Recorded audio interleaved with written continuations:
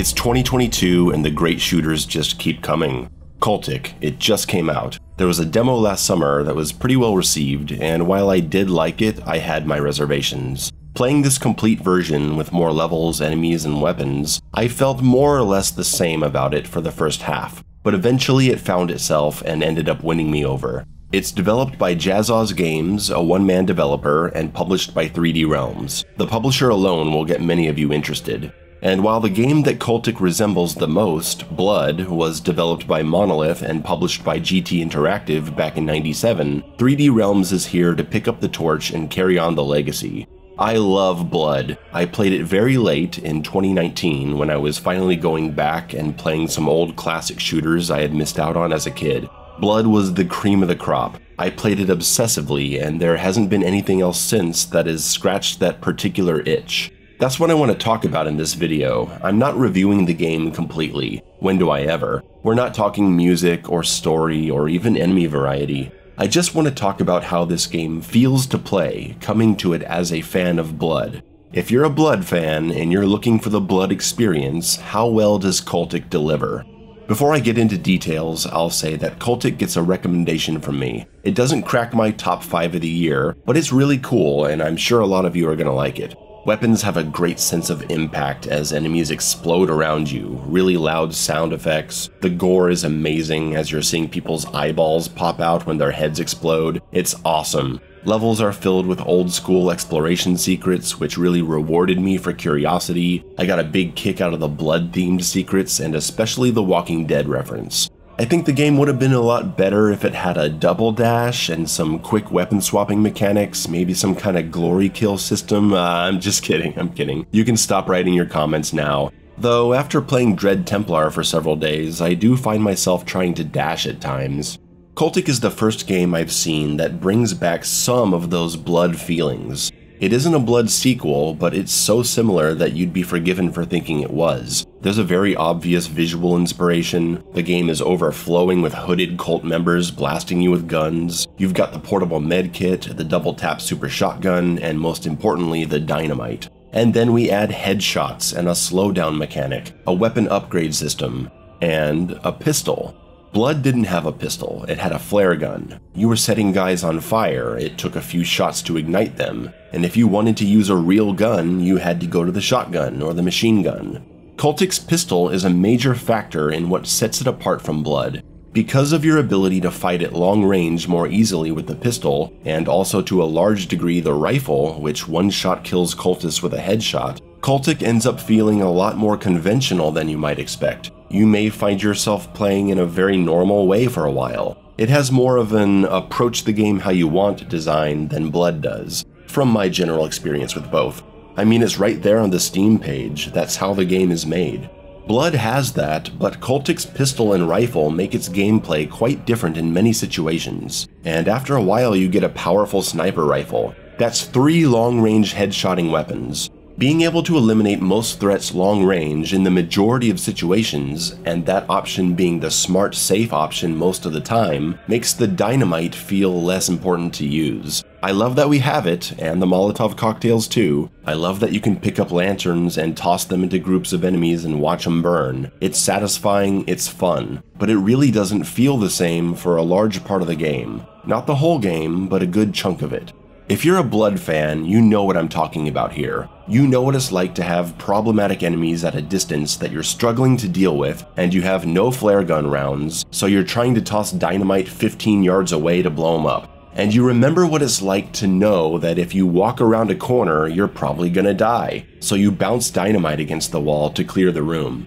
Cultic has these situations here and there, but for a lot of the game, this kind of gameplay isn't as present as I'd like it to be.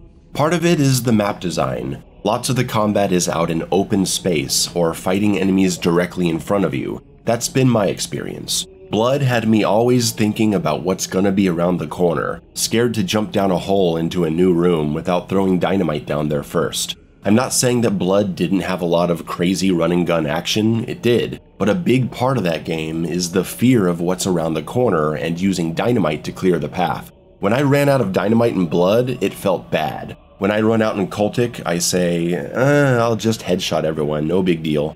So map design is a part of it, but is difficulty also a factor? It is. Difficulty settings don't just affect enemy damage, but also their HP, their attacks, and their reaction time. That last one is definitely the most important.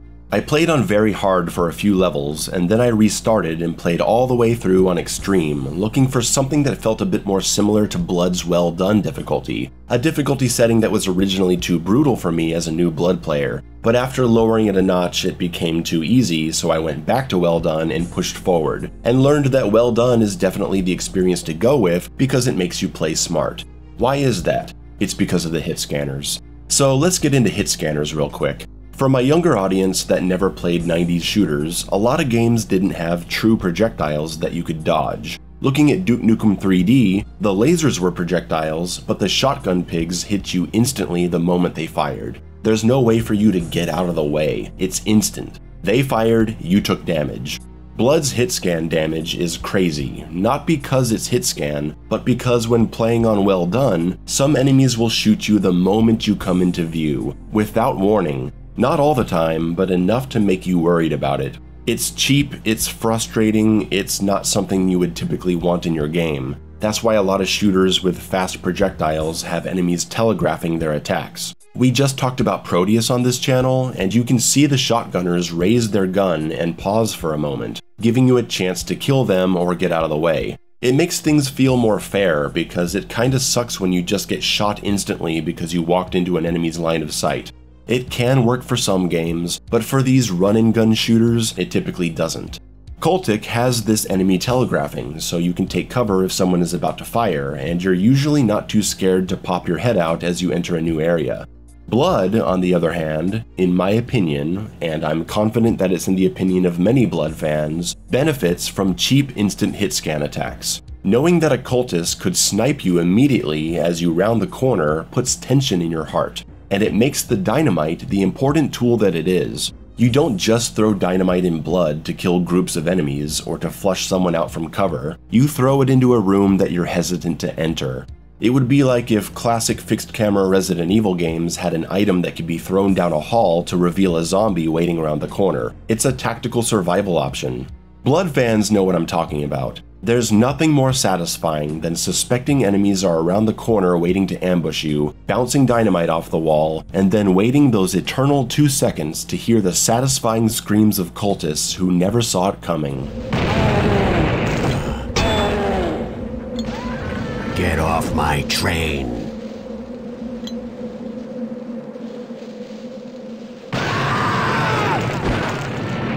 You'll turn a corner in Blood and suddenly lose half your health bar, take cover by the door, and toss dynamite blindly, hoping you take out half the advancing forces before you fly in mowing down everyone with akimbo machine guns. If this is the experience you're looking for in Cultic, I don't think you're gonna find much of it in the first half. Not enough to satisfy anyway. And if you're playing on a difficulty level lower than extreme, it's gonna be a lot more rare. You'll find situations where you can do these things, but you're not doing them for the same reasons. Because you're not scared of instant hit scan due to enemies telegraphing their attacks, the map design isn't really set up for this kind of play most of the time, and you're regularly stocked with pistol, rifle, or sniper ammo to headshot most of the enemies anyway.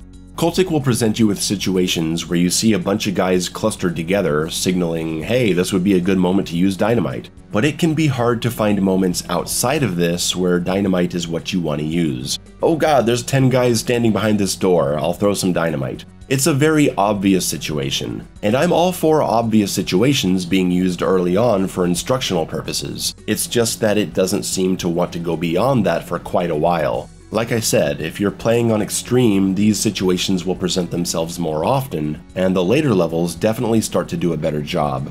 Early game inclusion of shield guys is a pretty good incentive for playing with dynamite, since breaking their shields is a big ammo sink, and getting a rifle headshot while experiencing intense combat can be tricky. I like that early game enemy-specific push into dynamite play, so it's not that there aren't good and fun reasons to use dynamite, it's about a specific kind of dynamite play that I'm looking for. I'm not demanding that Cultic include instant hit scan like Blood, because it's not entirely about that. As the game goes on, the level design starts to feel more like Blood's. When I entered the maze, I suddenly felt like I was back in Blood, navigating all those bush areas. Once you finally leave all these giant outdoor spaces where the game feels more like a sniper fest and the multiple trips through mines, you finally enter the asylum, and it almost feels like a different game. From this point, you're navigating tight spaces, labyrinths, and castle-like environments with a lot of dangerous corners, and the Blood player in me started to emerge. The last levels of Cultic really come alive, as they become more ambitious, more deadly, and more confined. There's still plenty of moments for open space combat and sniper play, but the game finds the confidence to push you into some classic, cautious Blood-style play. Which is great, because I think if you're going to be this obviously influenced by Blood, you should feature key aspects of its gameplay to some degree. As the game starts to push further into the Blood style of gameplay, it also starts delivering exciting all-out war action moments. I love the room that's split down the middle by a stream of water, where enemies rush out of the walls. And my favorite combat moment was probably the tank fight, seeing waves of different enemy types being thrown at me while a distant tank hurls explosives my way. Very satisfying action to break up the dynamite play and sniper sections. So that's all I wanted to get into. I think just looking at this game, you'll have an idea of whether you'll like it or not, and I wanted to tell you just how well it succeeds at continuing Blood's legacy. If there was one change I'd ask for, it's for input buffering for weapon switching. You're not able to switch weapons until the firing animation stops, and that's okay, I'm not asking for animation canceling, but I think if you hit the button for another weapon during that animation, when you stop firing or reloading, it should switch to the weapon you selected. It's awkward that the weapon you pressed doesn't come out, and you have to press it again when the animation finishes. It feels unresponsive. Thanks for watching. I want to thank 3D Realms for sending me the advanced copy, and I've been informed that this is just episode 1, so I'm looking forward to seeing where this game goes in the future. I'm excited to see new AI types, new level concepts, and especially some other color palettes, because boy is this game brown. I wish 3D Realms luck with Cultic, and I'm very excited about Phantom Fury. Later.